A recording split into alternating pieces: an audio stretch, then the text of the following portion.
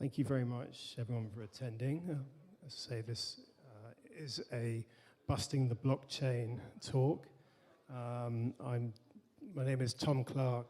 I'm a partner from iLaw Sisters in London. And I'm joined by Joe Dewey, who's a partner at Holland Knight in New York, but based in Miami. We're very lucky to have Joe here today. He's got many things on his CV. He's a professor at Miami Law School, and he's also a software programmer and an attorney. So he's very well placed to talk today on busting the blockchain. My experience, I'm a lawyer, an asset tracing lawyer, 15 years, and only in the last 4 or 5 years I've had experience of blockchain and tracing cryptocurrency. It's very much a new area, and it's an area that has changed a lot. And I think the thing to take away today, if anything, from today's talk is essentially now we have the legal and technical toolkit to trace and recover cryptocurrency, which is something in previous years certainly we didn't have. I'm going to talk for a bit on the common law legal developments, principally that have happened over the last year. And then Joe's going to pick up on the technical side and also some legal points as well. I should say that Warren Gluck was a third member of the panel today, but unfortunately he can't make it. He's got a court emergency in New York, so apologies on his behalf, but I'm sure Joe and I can do a good job. So I'll kick off with the, first of all, the developments in a legal context over the last year. So just a general comment really is the governments have been very slow to legislate in cryptocurrency. I think there's a sense that it's either a very small market or essentially it's a temporary thing. It's not here for very long, so why make legislation? But you'll see that certainly my view, and I think certainly the way things are going, is certainly as time goes on, cryptocurrency is something that is certainly here to stay. And there's a reputation, I guess, from a criminal context that criminals use it to hide money and money laundering.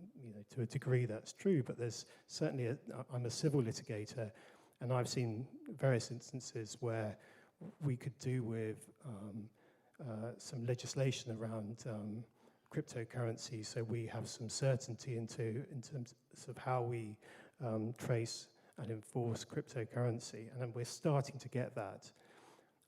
In the UK, and obviously I'm an English lawyer, so I'm more au fait with what's going on in the UK. I think there is certainly a feeling now that we do need to legislate, and actually next Monday, the UKI is going to be putting out an authoritative statement on the definition of cryptocurrency and a basis for how that works in English law. So it'll be interesting to see what that looks like when it comes out on Monday of next week. So you'll see there are 3 points that have traditionally been a problem. First of all is the legal definition, how cryptocurrency falls into that. Doesn't fit into the classical definition of property, personal property. And then 2 other issues there, which is that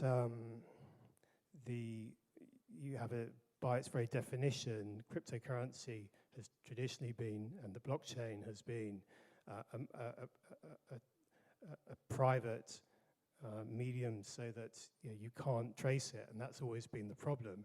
And as I say, Joe will pick up in a short while in terms of how now these developments, certainly on a technical level, have come along, which is aiding investigators and litigators to trace where Bitcoin, Ethereum, and these other cryptocurrencies have actually gone, locate them, and then enforce against them. I'll touch on that as well in terms of a couple of cases where they've been able to do that.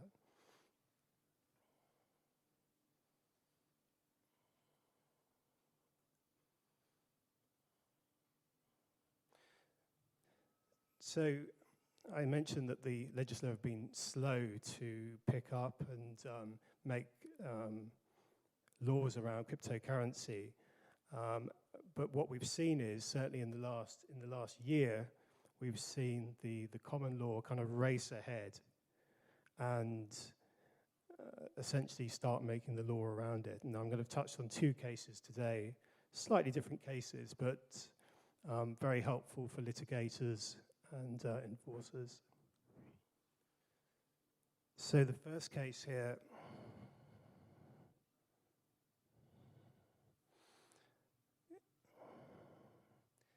is this case of B2C2 versus Queen PTY.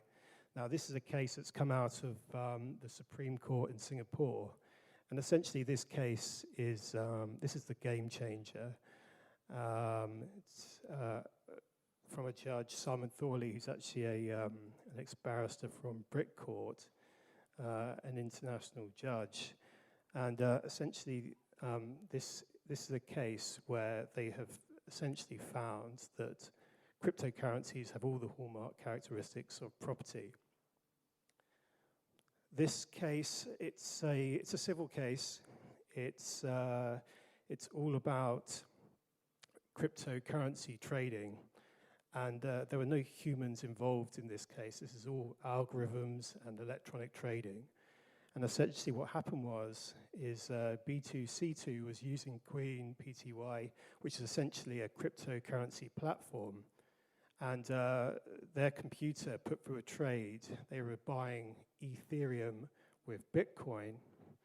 And unfortunately, the software put it through at 250 times its value. So B2C2 were delighted with that result. I understand that when the chief technical officer got into work the next morning at 9 a.m., he saw this trade, saw that it was erroneous, and immediately cancelled it. B2C2 brought a claim for specific performance, and this worked its way through the courts in Singapore, ultimately going to the Supreme Court. And although there's been a lot of academic debate over whether or where cryptocurrency falls as property, the judge in this case, I guess, had the benefit of both sides saying that that cryptocurrency was property, so he didn't really have to deal with it, and made a finding that it was cryptocurrency. So this is a great case for litigators, and it's interesting that very shortly after this case, you've then got a case in the UK, in England, in the Commercial Court in London, which specifically referenced this case. This case is Robertson versus Persons Unknown. It was an interim case, so it hasn't been decided yet, but it's still very helpful. And this was actually a civil fraud case. Mr. Robertson is a cryptocurrency trader out of, I think he's out of Dubai. And essentially he fell victim to a spear phishing email. And as you'll know, spear phishing is where you get a bogus email asking you to transfer. So in this case, it was asking to transfer 100 Bitcoin to the fraudster's address. We now know that fraudster was based in Nigeria. So Mr. Robertson sent 100 Bitcoin to this address. And as soon as he realized his mistake, he instructed lawyers. And they immediately applied for a freezing injunction based on the matter that the cryptocurrency was property and title hadn't passed. Now, the judge, this is quite a unique case, but they referred to the Singapore Supreme Court case, and although the judge was reluctant to give a freezing order, she did give a asset preservation order and a banker's trust order asking Coinbase to reveal the identity of Bitcoin. Coinbase is a platform where you can buy and sell cryptocurrency. You can also hold it in a wallet there. And fortunately for Mr. Robertson,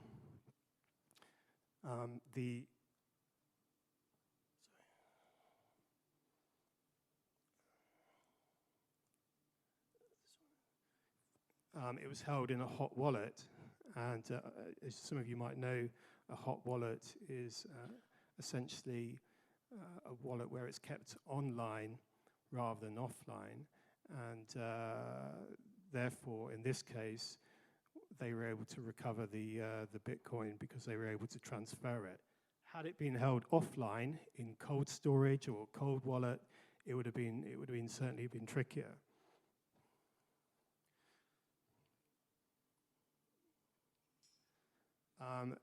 I don't want to tread on Joe's toes on this too much, but just in terms of the legal kind of trace and enforcement, if you're faced with a situation where you're tracing cryptocurrency, you've first got to find out where it is. If you know where it is, then you can go to the stage of enforcing against it, asset preservation order, freezing order, banker's trust order, all the tools that a litigator would normally have at his or her disposal. But if you don't know where it is, as they didn't originally in the Robertson case, then essentially you have to instruct, and very quickly instruct, a blockchain analytics company.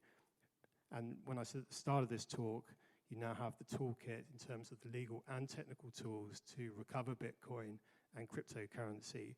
This is one of those strings of the bow, is that you can now follow exactly where the cryptocurrency has gone using one of these companies. And Joe will talk about a product that he's developed in that area that can assist with this.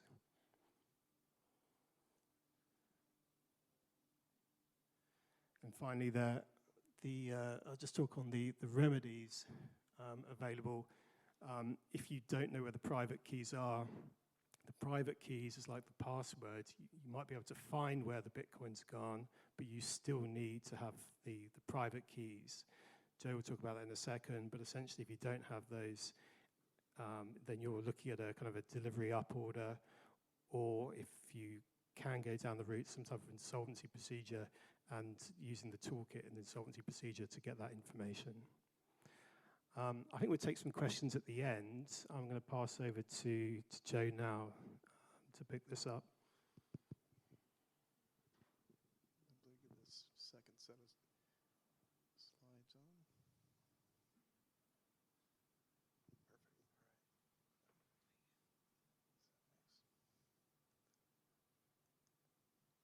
All right. So I've practiced traditionally finance law for the last 20 years. And about 5 years ago, I started to get involved in the crypto space. And today it's pretty much all I do, which is a little bit different than traditional finance work. So I've seen the good and the bad of the technology. Lately, more the bad, as I've acted as a receiver for the SEC on some ICOs that have gone bad, typically because of fraud. And in one case in particular, first day on the job, we realized that the company had been hacked, and about $20 million worth of virtual currency had been stolen, which represented the primary source of repayment for the investors in the case. So we've spent a fair amount of time trying to trace down those assets, and we'll go into detail of sort of the process there. But Needless to say, it's a bit of a cat and mouse game. But one of the first things I think it's important to recognize is that all digital assets are not created equal. They tend to fall into two very broad buckets. One I call transparent. That would be things like Bitcoin, Ether, ERC20 tokens, which is usually the vehicle of choice for ICOs and other startups. And one common characteristic of all these coins is they do have a publicly visible ledger where all the transactions are logged. So every transfer, every movement of the coin is logged on a public blockchain that's accessible by the public. So in some ways they're great because they're like perfect audit tools. The downside is they don't use names. They just rely on alphanumeric strings. And so the challenge is to try to identify a public address with a known individual or exchange or company, and then sort of bootstrap your way to finding assets that way. One difference between some of these tokens, though, is how they reflect account balances. And that can be important for issues around tracing or whether bona fide purchasers will take free of conflicting claims. It's not 100% settled whether or not you treat these assets like cash, so that if someone takes cash in the ordinary course or negotiable instruments, they take them free of third-party claims, even if they're stolen.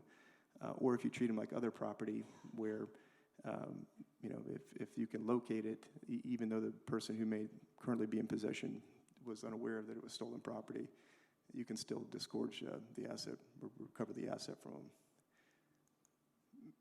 The more problematic class of digital assets are those that are not transparent. These would be things like Zcash, Monero, Dash to a lesser extent. These are untraceable, at least with modern technology. Zcash uses a zero-knowledge proof concept, which requires a PhD in mathematics to truly understand. So I certainly don't. But the basic premise is when this particular chain was started, they seeded it with a series of keys that were partially known to a whole bunch of different people around the world, so that nobody could ever reconstruct that starting key.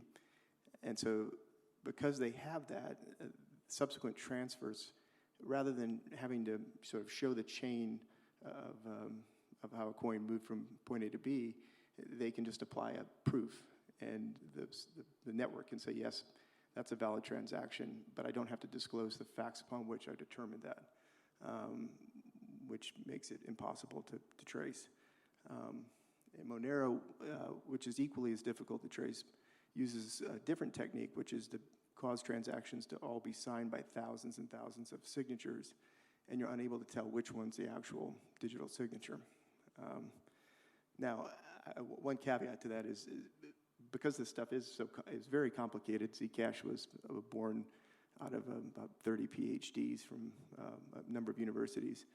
I think it was about maybe 8 months ago, an intern discovered that there was an actual flaw in the Zcash protocol that would have, if discovered, would have allowed people to print Zcash at will. Now, the intern reported that, and I think only about 3 people knew of the flaw before it was actually fixed.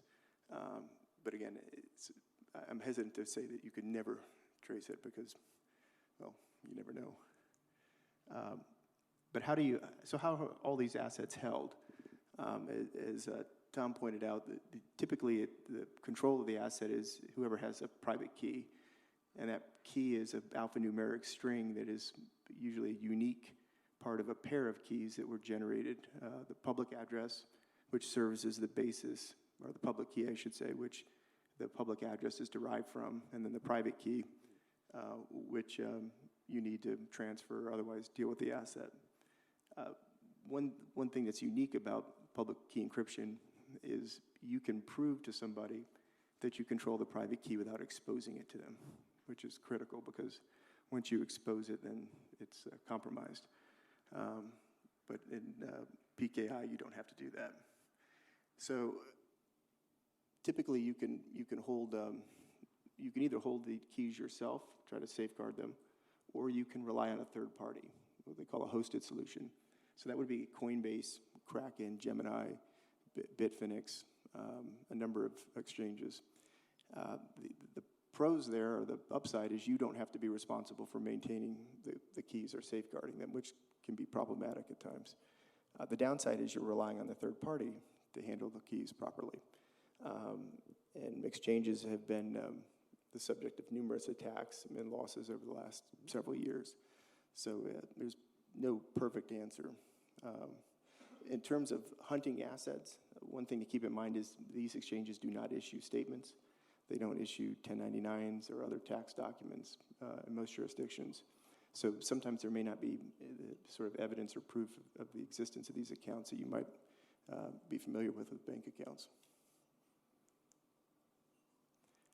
Another way is to try to, again, hold the keys yourself. I mean, you can do that in a number of ways. You can use software wallets, which are, as the name suggests, software solutions that allow you to encrypt and store the key using software. If you lose the key, you've lost the asset. It's simple as that. There is no backup means of recovering it. It's just simple math. The protocols are designed in such a way that without a corresponding key, the asset's frozen. Likewise, if you were to inadvertently send the asset to the wrong address, say one that was off by a digit, you will have effectively lost the asset because you will be unable to back your way into the private key, which is the other unique aspect of public key encryption. While you can verify or derive that someone has control of a private key with knowledge of the public key, you cannot derive the private key from the public key. There is no relationship there, so you cannot back your way into it. Probably the choice of those who do want to safeguard the keys are hardware wallets, and those typically fall into two camps. Some people either like ledger products or their competitors, and that usually depends on whether or not you trust a secure chip, which is proprietary, or if you don't trust the chip makers, so you want an open source chip. But again, whether it's a software wallet or hardware wallet, all you're really trying to do is store the keys in an encrypted state in a secure way. And if you're charged with the responsibility to act as a custodian, or you have to take control of these assets, one of the things that is sort of critical is when you create a wallet to hold the asset, there's an opportunity to back up the wallet. And that's typically done by recording 12 to 24 what they call seed words. And these words, if you apply a certain mathematical algorithm to it, will generate all the private keys, including the one that you used with that wallet, which is a good thing. If you do lose the private key, if you have the backup words, you could regenerate them. The downside is it's one more set of information to safeguard, because if anybody else obtains those backup words, they too could generate the keys and steal the asset from you.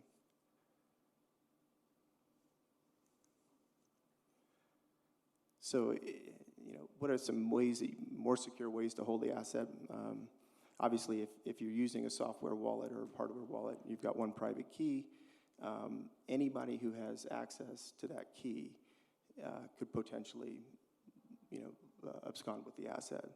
So some people will use what we call a multi-signature wallet, and that is where you need more than one key. So you could have 3 keys and require 2 of them to sign the transaction, or you could have 5 keys, require 3. There's a number of permutations. However, about 18 months ago, maybe 18 to 24 months ago, probably the most prominent multi-sig wallet provider, a company called Parity for the Ethereum blockchain, had an error in the code for the multi-sig wallet. And that led to about $400 million worth of Ether being frozen in perpetuity, or at least until they actually change the blockchain protocol to unlock it. And there's no guarantee they'll ever do that. So keep in mind that you're relying on the software to be right, and sometimes it's not. If you're charged with storing it, stay away from biometric. If you were to meet an untimely demise in a plane crash or other fiery death, you will lose the asset if it was your biometrics. We have seen people store it that way, which is not really good. So just how easy is it to generate these assets? Very easy. Digital tokens or ERC20 tokens can be generated in about 10 or 15 minutes. If that, we do it periodically. So again, if you're looking for assets, you're not going to be finding the typical statements or necessarily be able to subpoena a known entity for them. You can have hundreds of millions of dollars or billions of dollars on any one of these types of devices, including a paper wallet, which is actually probably one of the safest ways to store private keys. You can just simply generate the public-private key pairs, encrypt them if you want, and then print them out on paper, and then store them in a vault, preferably several vaults and geographic diversification. But again, it could be on a common phone. I know I personally have thrown out phones that had virtual currency on them because I forgot about it, which is never good. So they come in a lot of different forms. Another problem is if you're working with forensic folks or others who are assisting in locating these assets, again, you need to follow a fairly strict chain of custody, or frankly, maybe custody is the wrong word because you don't actually have to possess anything other than knowing what the private key or alphanumeric string is. And some of you may remember Silk Road, which was an underground darknet market that sold illegal narcotics and engaged in other illicit activities. The FBI agents who ultimately arrested the individual responsible for Silk Road, they themselves were arrested and are in prison because they stole several $1 million of Bitcoin, which they had access to as part of the investigation. And so again, anybody who has access to those keys can ultimately and fairly easily leave with them. Which I guess one other point is if you're part of a court proceeding or you're producing documents, you need to be sure to redact any private keys, and that we've been the subject of grand jury subpoenas where if you just turned over the documents, you would effectively be providing everybody, it's essentially giving them a bucket of cash and hoping nobody takes it.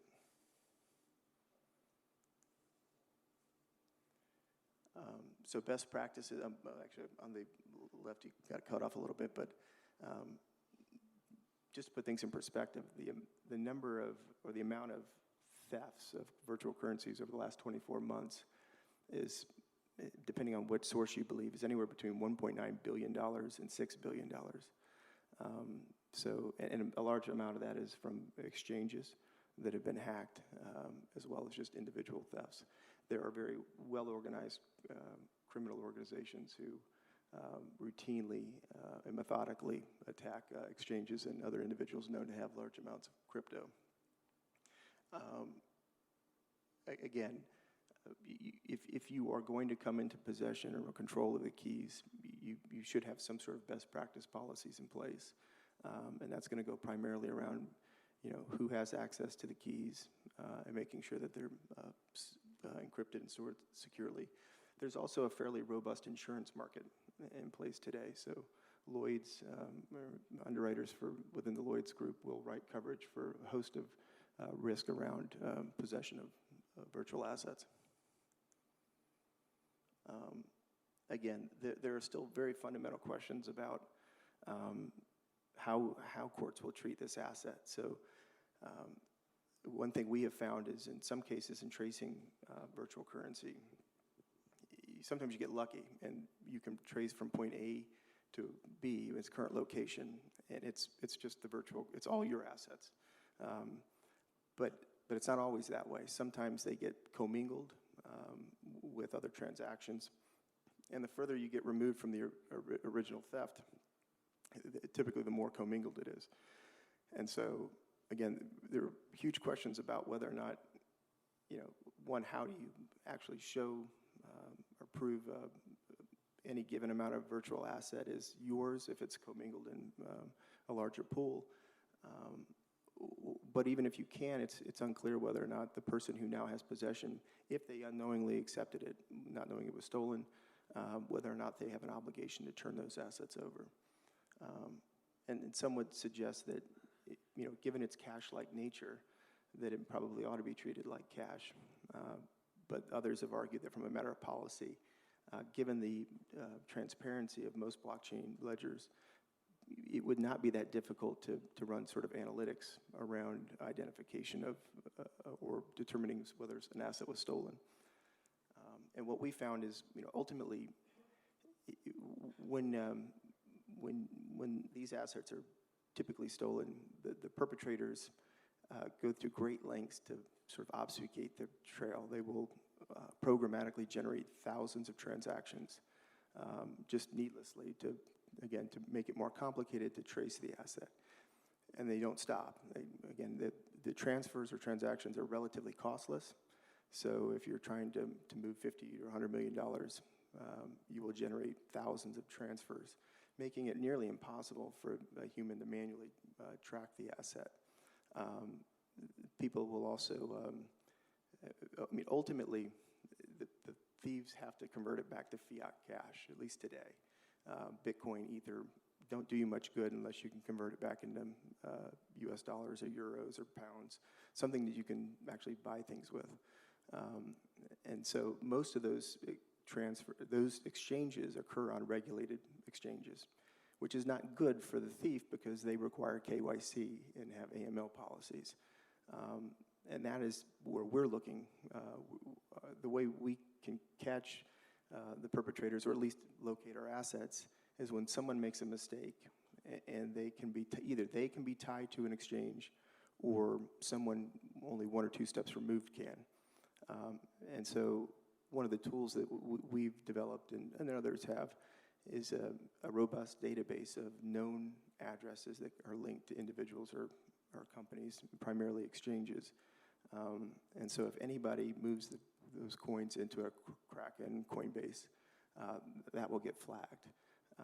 And then you can subpoena those organizations or exchanges, and they will usually, without court order, turn over the KYC that the account holder provided. And believe it or not, we've typically found it is their actual identification. And at that point, you can typically get a freeze order and try to recover those assets.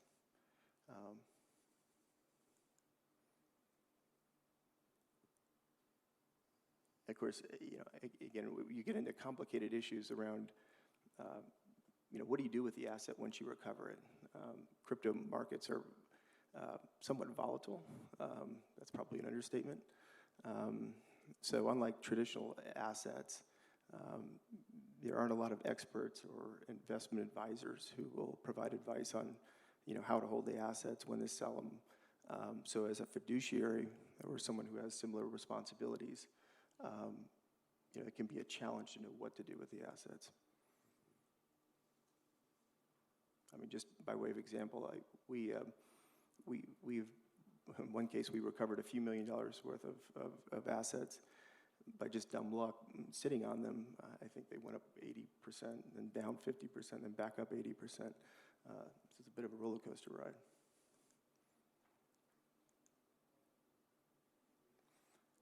So if exchanges do KYC, then how do they pilfer the assets or launder them?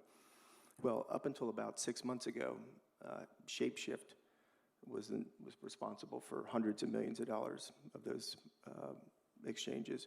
Shapeshift doesn't, at least until recently, did not require KYC. You did not have to have an account. Shapeshift took the position that they were essentially a dealer in different types of virtual currency. So if you wanted, you could send them Bitcoin, and they would return Ether or potentially Zcash or Monero. And again, there's no names, unique addresses are generated. And so following the shutdown of BTCE, which was the previous source of most laundering, which it went down when they took down Alpha Bay, which was another darknet, everyone shifted over to Shapeshift. They came under intense pressure from regulators and policymakers. And so about 6 months ago, they instituted KYC. But it's just a matter of time before some other vehicle pops up that allows folks to exchange those assets out for something else without KYC.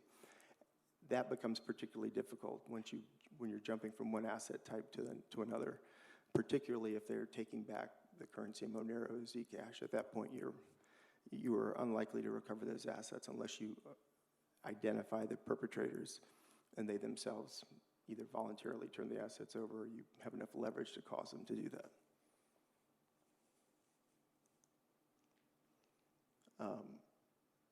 But again, there is hope, and part of the formula is acting quickly. Again, time is not on your side when it comes to recovering these assets. The longer that goes by, the more the assets sort of dissipate into general circulation, and the more likely the perpetrators are to have somehow converted it into an untraceable asset. And there are, again, data analytics tools that can be very useful in performing these functions, primarily because you have to restructure the database that the blockchain maintains, because it is not very conducive to querying even for basic information about relationships between transactions or accounts or keys. So you basically have to dump the blockchain into a restructured database as a starting point, and then apply network graphing techniques and other tools.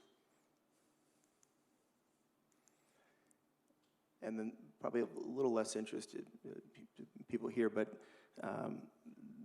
solutions like this are also important as more financial institutions want to engage or onboard customers in this asset class.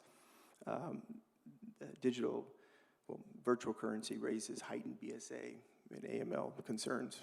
And so one way to mitigate against those risks, at least show your regulators that you've done that, is to essentially run those assets through tools, analytics tools, to determine whether or not they have touch points with known underground darknet or other illicit activity. Again, there is commonly known which addresses are typically associated with those types of activities. Some of it's just from, you can literally see the network activity clumped around certain addresses, and all it takes is one address to be associated with it. So let's see, how much time do we have? I guess we just leave some time for questions. Yeah, thanks, Joe. Should we take some questions from the floor, if there are any?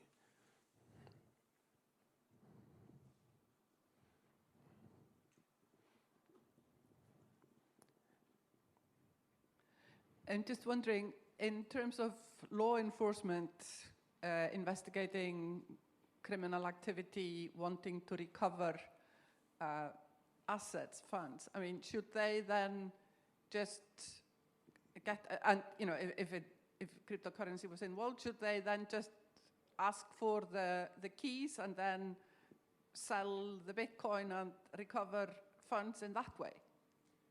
Yes, so in the U.S., just by way of background, both the FBI and the Secret Service assert jurisdiction over crypto crimes like this. And they typically rely on the same analytics tools to try to trace the crypto to some address that has a known touch point with an exchange. So Bitcoin can be, or Ether can be not fairly anonymous, but it's hard, and most people make a mistake, or someone that they transact with does. And we have routinely found people, identified them at places like HitBTC in Hong Kong. That's the other thing, is it's usually a worldwide asset hunt, because these things will, I mean, they don't know borders. They don't actually transfer anywhere. It's just knowledge of a key. So sometimes you have to deal with a bunch of jurisdictions. But law enforcement typically follows the same, in fact, we have often run in parallel with law enforcement, and sometimes they'll find something first, or we'll find something first. Although it always seems like we disclose stuff to them and we never get any information back from them, but I don't know what that is. Yeah, and I remember that Silk Road case years ago. I think that was the FBI on that, and that was a case where they were actually selling drugs on the dark web. And anyway, they enforced against it. And then when they found the actual hardware on the computers, they literally had to find the private key, and it was just this one string of numbers and digits, which essentially revealed, I think today's value was about 300 million pounds in Bitcoin that it revealed. So after all this searching, it was just this one piece of information that they needed. Interestingly, when they took down Alpha Bay, which was a very large underground darknet, they found the Monero wallets for the exchange or the market. To this day, they have no idea how much is in them because they don't have the keys. The person committed suicide in a Thai prison or jail, so they'll never know or have access to them, or at least highly unlikely. Hi. I'm a forensic accountant. I've done a couple of crypto tracing investigations. I'm looking for a little bit of reassurance, if possible, as to how future-proof you think the whole crypto tracing industry is, by which I mean, there are currencies that are coming to the fore, like Monero, like Zcash. At some stage, is there not a substantial risk that anyone with any kind of interest in hiding the origins of their cryptocurrency is just as a matter of course going to move it into Monero or Zcash, ally that with, say, Shapeshift 2.0 based in North Korea, where no regulator is going to bring any pressure on them? Is there a risk that the whole crypto tracing industry is basically going to have to throw up its hands? There's certainly a risk, but I would say I would expect policymakers will continue to apply pressure to those regulated exchanges to dissuade them from accepting those types of currencies. I mean, Coinbase is an example. They do not accept what they call shielded Zcash. One point of clarification: Zcash can exist in two states: one that is traceable, one that is not, and it's the holder of the coin's decision. So Coinbase will not accept shielded Zcash. Why? Because they made a decision that it raises. Why do you need to have the shielded Zcash? It's a higher risk that you're engaged in illicit activity. So from a compliance standpoint, they don't want to deal with it. And I think a number of other exchanges take have similar policies. Not all of them. Kraken will trade in Monero, but I think to date regulators have not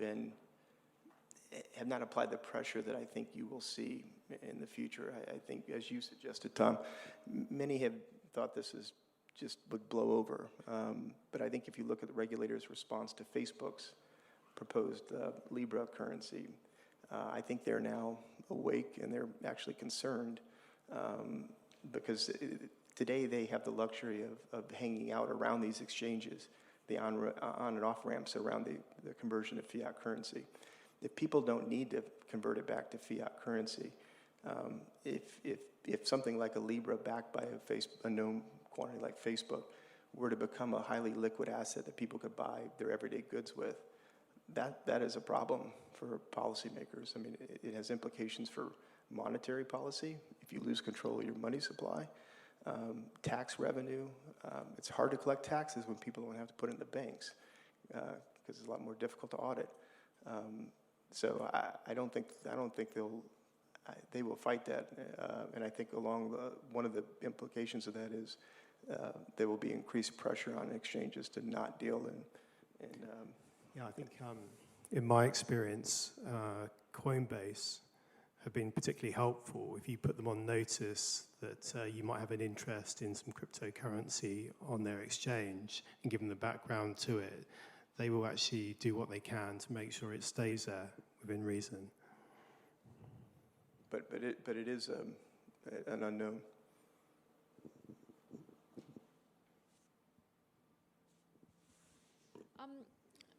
How damaging has the OneCoin scam been for the cryptocurrency industry, in your I feel opinion? bad for Lock Lord, who's gets named as a former partner, who's on trial in the States for laundering $400 million of OneCoin. I don't know that it has been particularly damaging. I mean, in some ways, it was so ridiculous to start with. I mean, in terms of the premise and the characters involved, that of course, there's been no shortage of fraud that's been rampant in a lot of areas. I mean, if you were to go back and look at the amount of money raised into ICOs over an 18-month period, I mean, it is a big number into the Bs. And how many of those companies still even exist today, or have a coin that trades at anything more than a penny? And it seems to be to have very little impact on people's perception.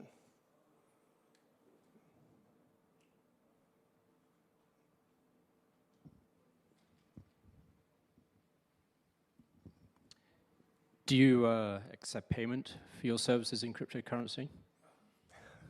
Or will you in future, if you don't know? I suggested it to my partners the other day, actually, because I see, is it Quinn have started accepting crypto this week? Yeah. Don't quote me on that. Quinn, I think it's... it was, yeah. Yeah, it was Quinn. I think we would. I mean, there's, I think the state of Nebraska, the bar is the only state bar that's issued ethics guidelines in the U.S. on acceptance, and their conclusion was you could. There were some peculiarities around, taking it as retainer, and how you had when you converted it to cash. I think they suggested you immediately convert it to cash, so that you don't have the risk of it going up substantially in value, and then there being an issue around your fee being unreasonable because of the price increase. So, I mean, we have not had any large number of clients who have wanted to pay us in it, but if someone wanted to pay us enough money in it, we would figure out a way to take it. Okay, if that's all the questions, thank you very much for attending this seminar. Very grateful to have you on behalf of myself and Joe. If you want to see the slides, we can email them to you afterwards, or come and see us afterwards and we can organize that. But yeah, thanks very much.